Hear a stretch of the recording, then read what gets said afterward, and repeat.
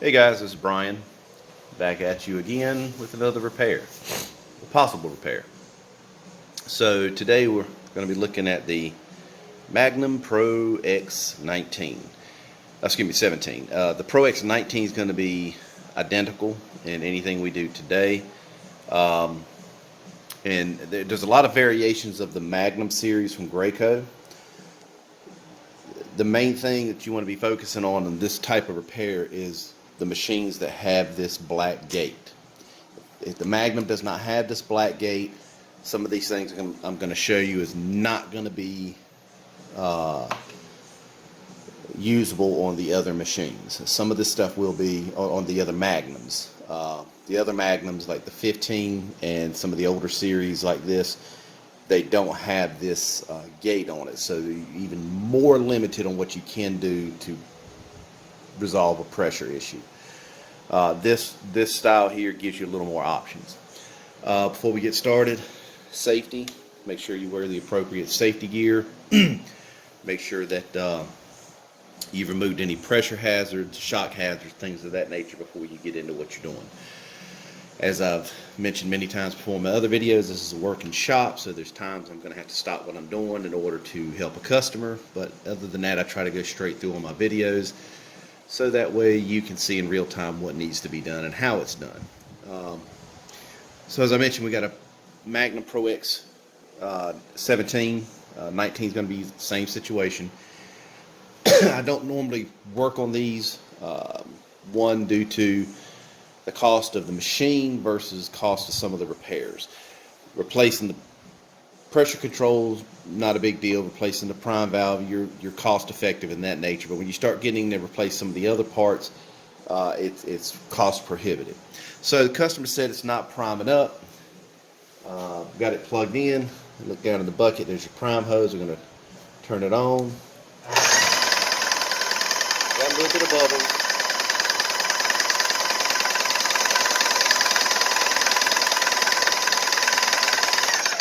But that's nowhere near enough bubbles. So we're going to check to see if we have an obstruction in it. Now on these machines, you have this button here. Now you may have heard me talk on the bigger machines, hit it with a hammer if you're not priming, or you lose pressure. That's what this is basically doing. There's a lower ball here, and when you push this button, it'll kick that ball up and dislodge it. If that is the reason why you're not priming. Or if there's a piece of trash in it, it'll help dislodge the ball to allow the trash to pass through. So we're going to turn it back on. We're going to push that button.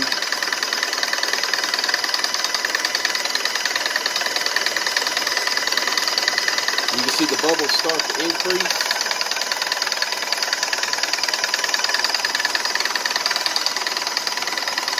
You can see the bubbles start to increase, but it's still not moving fluid like it needs to. So what I'm going to do, this is your pickup hose here. We're going to take the pickup hose off, pull this down. Now if this does not have good connection, if this isn't tight against that fitting, it's going to suck air, and then you're not going to build any pressure at all, because the air is going in, versus like trying to drink a soda or a milkshake through a straw that's broken. So I'm going to pull this off here at the bottom. And some of these are steps that you're not going to need to take, but I'm also just going to show you some of the stuff that's on the inside, just so you got a better understanding. So we're going to take this off.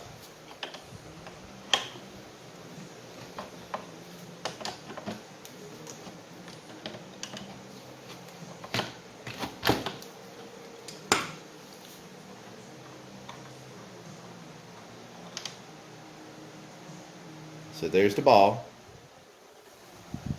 that we were just talking about, and you can see there's a lot of crud built up around the ball,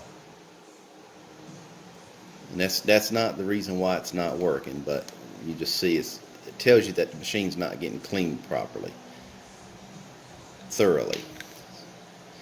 So this ball has to sit down to maintain pressure and lifts up to build the pressure. So if you got something obstructing it so this ball can't sit down, then it's just going to push the material back down into your bucket. So you want to make sure that there's no buildup here. so you get proper pressurization. Now, if the ball is stuck, when the piston goes up, obviously the ball's stuck, it can't suck any material into the unit. So that's why you want to make sure, and that's what this button does, it dislodges that ball. So I'm going to stick my finger up in there, and I feel something that doesn't feel right. We're going to set the inlet housing to the side, bring this around and lay it back.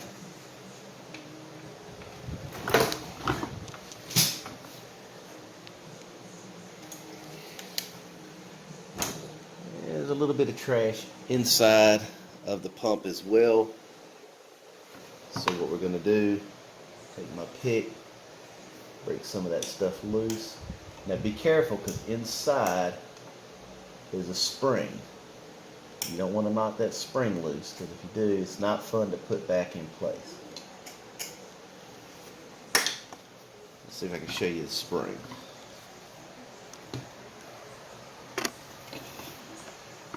That little circle in the center of the inside of that pump, that's the spring.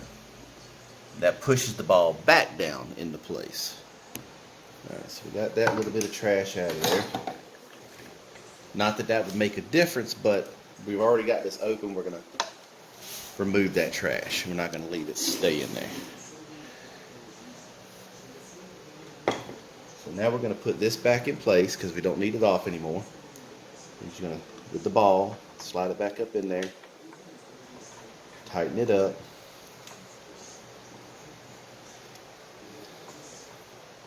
This is something you can do on even some of the basic Magnum units. Put it on tight.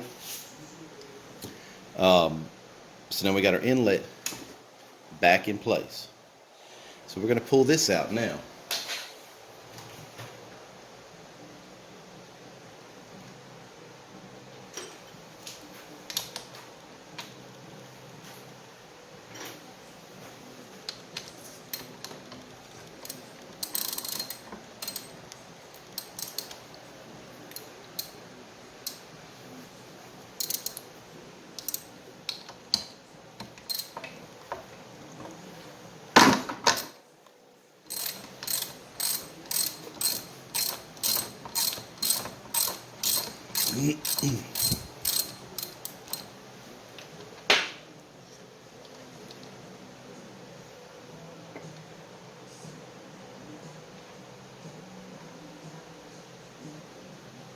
Alright, so this is your outlet valve, which you would normally see on the piston of other machines. This is your outlet valve. So you want to make sure there's nothing in here, no trash, because there's a ball in the center, and that ball can move in and out just like that. And it doesn't move very much. You want to make sure it's seating all the way forward. You can feel that it'll move back and forth. There's a spring pushing it back in place. And if this ball does not stay, in this case, down on the seat, or freely move up and get pushed back down, then this is bad.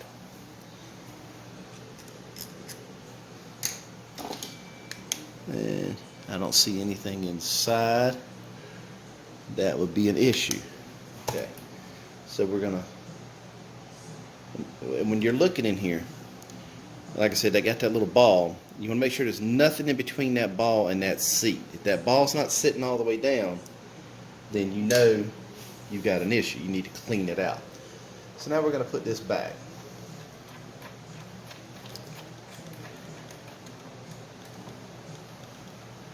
Now the black gate that you see here, and I call it the gate because it opens. So we're going to tighten this back up tight. But I call it the gate because the gate opens. That's what gates are meant to do. So to open it, push down on these and lift up at the same time. And the camera's kind of in between me and it, so it's kind of hard to do. There we go. I'm sorry, I said press down on it. Pull out and lift up. I'm thinking of a Finish Pro. Alright, so by doing this, actually, let me take this pressure hose off real quick. That's going to be in the way when I do this.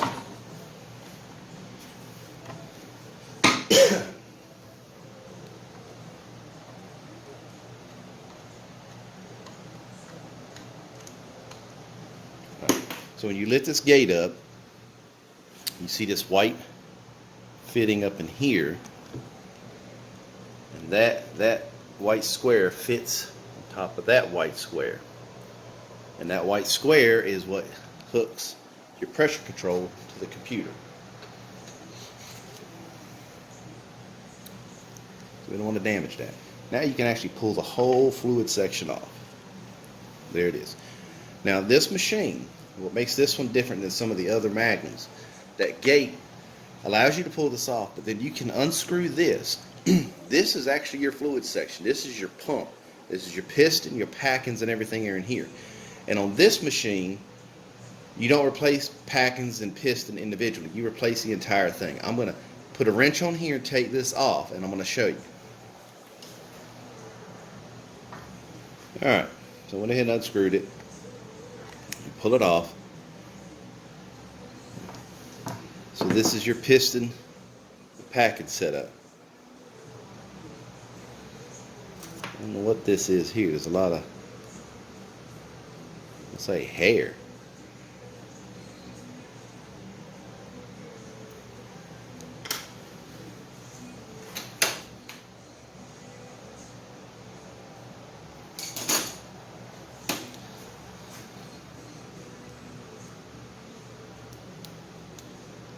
Yeah, there's some kind of fuzz in here. If I had to guess,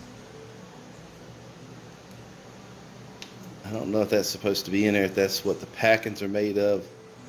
We're going to find out though. But nonetheless, we're going to set that to the side for a second, because this, you buy this whole unit, there's no need in taking this apart, and this screws right down into the block that you just saw. So this is the block, and I see a lot of buildup on the inside there, so we're going to knock some of that stuff loose, get it out of there before we put it all back together. Now there's a spring that sits in there, and this is the spring. It's a compression spring. It's meant to hold that brass end in place so there's no movement to it. The movement is restricted. Don't lose that. You'll need that again. Other than that, the inside of it looks pretty clean. So we're going to put that back in place. And what I'm going to do is, because we've checked the other items here, I'm going to put this back in, and then we're going to see what kind of pressure we get if either one of the issues I've already done has taken care of it.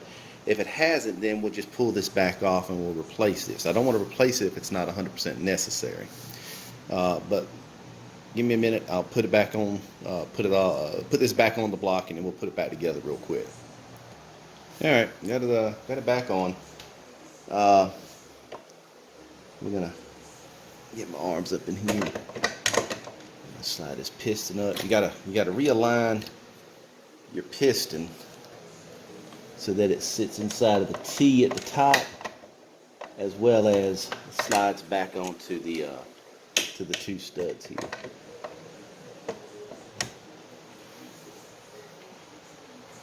And you can adjust your piston up and down slightly if need be.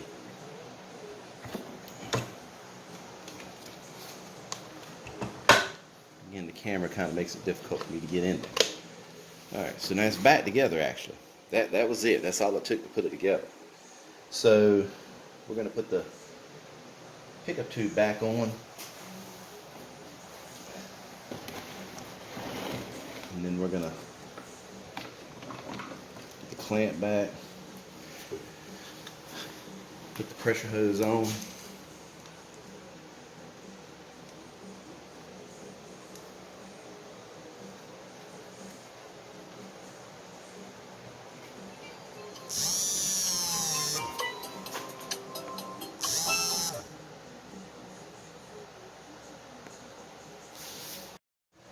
Alright, so we got it all back together. So now we're going to try it to see if it builds up any pressure. Again, we checked the outlet, we checked the inlet, removed the debris in there. The fluid section, the packings and the piston, we've not replaced that, but we're just looking to see if it's something simple first. So when we run it, if we get pressure, we're good. If we don't get pressure, then it's going to be back to the actual working mechanism. The fluid section itself needs to be replaced, but we're going to check it out.